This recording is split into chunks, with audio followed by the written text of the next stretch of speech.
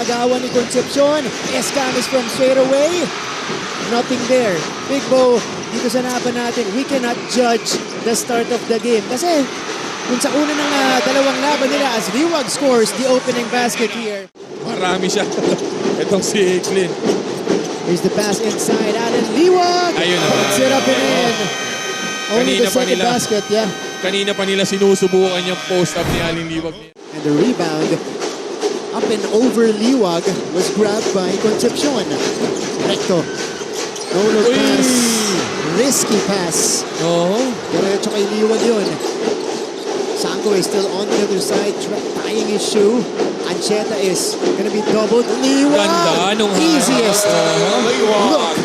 Yun na yung pinaka-easy na basket nito ni Alin Liwag na good find para dito kay Ancheta.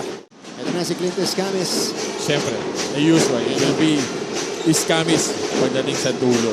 Final shot time for Mapua. Clint sidestep. The feed to Hobilia. No!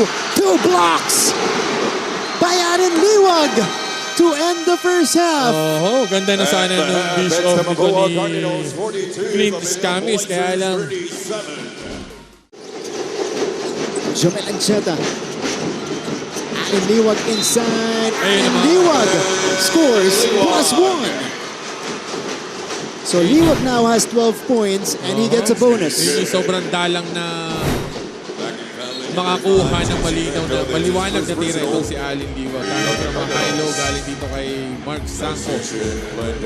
That amazing play from Allen Liwag is definitely our McDonald's play of the game, brought to you by the new and better McCafe Iced Coffee Boulder Brew Premier Blend. McDonald's, love ko to.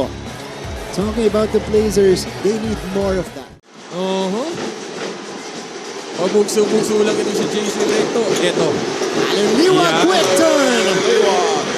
simple ball screen on top. They were doubling the guy with the ball. Kung as much as possible makuha niya, kukunin niya.